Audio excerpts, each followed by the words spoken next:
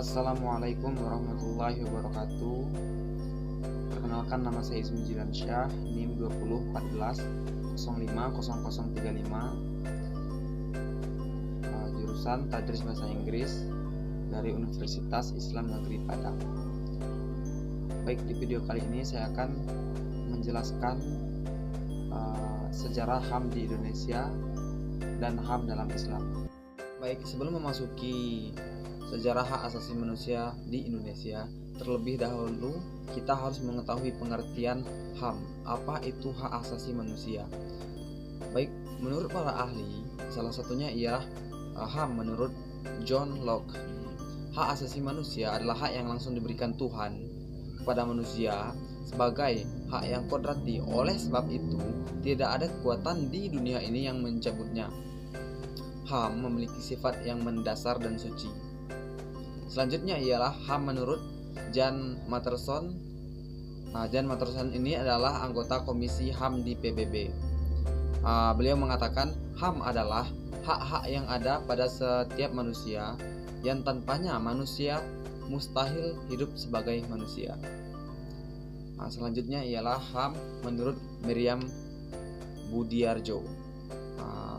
Beliau ini mencetuskan bahwa HAM adalah hak yang dimiliki oleh setiap orang sejak lahir di dunia. Hak itu bersifatnya universal karena hak dimiliki tanpa adanya perbedaan, baik itu ras, jenis kelamin, suku, atau agama. Selanjutnya ialah HAM menurut Prof. Konjoro Purba Pranoto. Beliau mencetuskan bahwa HAM adalah suatu hak yang bersifat mendasar, hak yang dimiliki manusia sesuai dengan kodratnya yang pada dasarnya tidak bisa dipisahkan.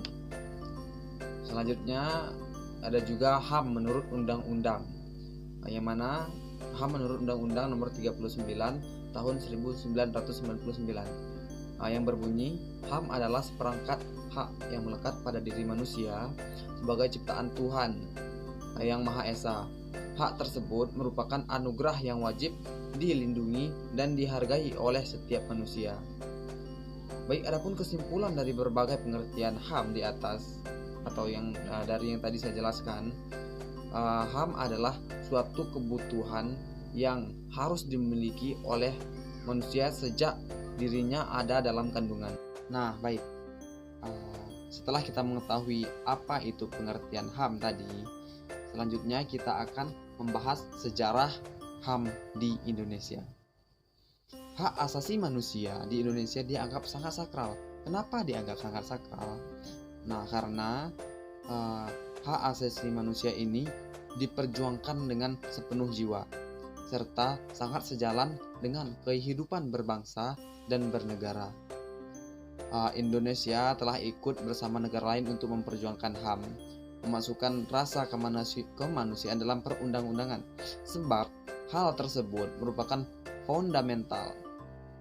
Pancasila sebagai dasar negara Indonesia sepenuhnya mendukung dan menjunjung tinggi penegakan hak asasi manusia ini.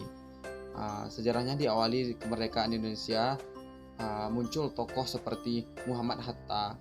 Beliau ini merupakan orang yang paling vokal dalam menyuarakan HAM, hak asasi manusia.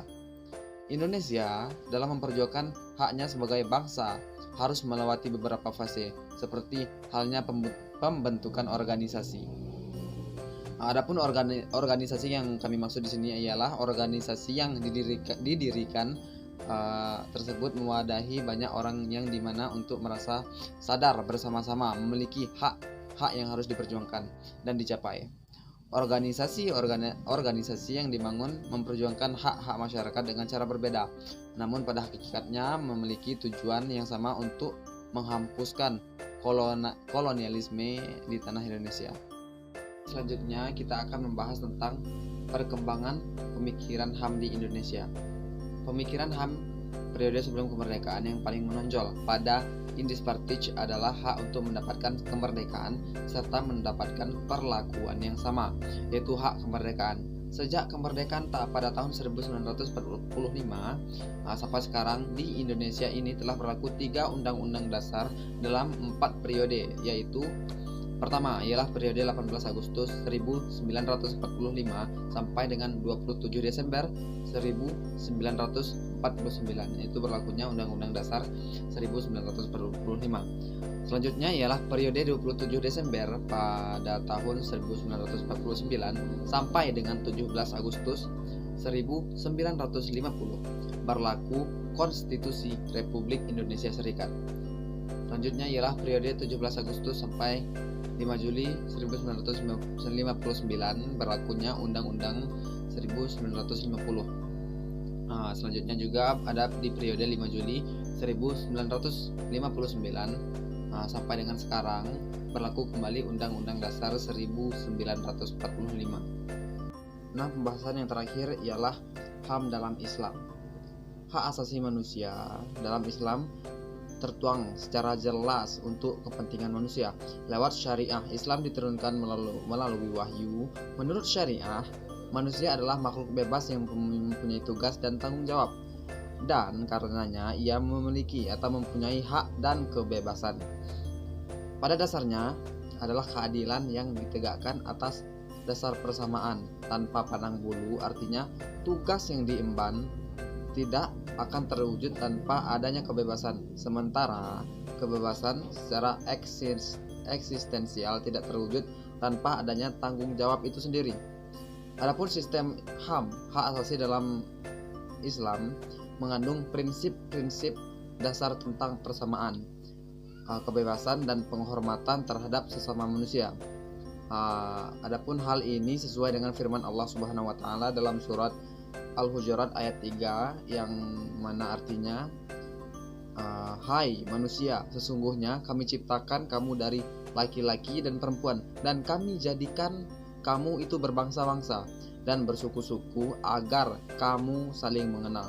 Sesungguhnya yang paling mulia di antara kamu adalah orang yang bertakwa.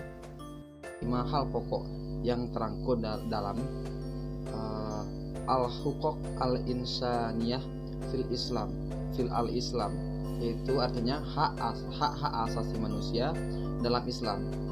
Konsep ini mengandung 5 hal pokok yang harus dijaga oleh setiap individunya. Yang pertama ialah hifzu al-din, yang mana artinya ialah penghormatan atas kebebasan beragama. Yang kedua ialah hifzu al-mal, yaitu penghormatan atas harta benda. Selanjutnya ialah hifzu al-nafs wa al-i'rad, yaitu penghormatan atas jiwa, hak hidup, dan kehormatan individu.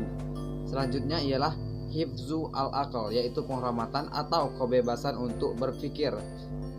Yang terakhir ialah hifzu al-nas, yaitu keharusan untuk menjaga keturunan. 5 hal pokok ini yang harus dijaga oleh setiap umat Islam.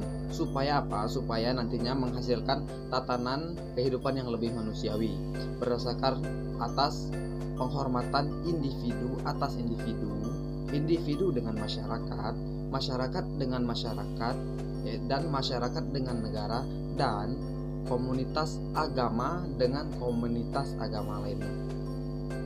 Itu saja penjelasan saya di video kali ini. Saya berterima kasih banyak kepada teman-teman dan penonton yang telah menyempatkan waktunya untuk menonton video ini.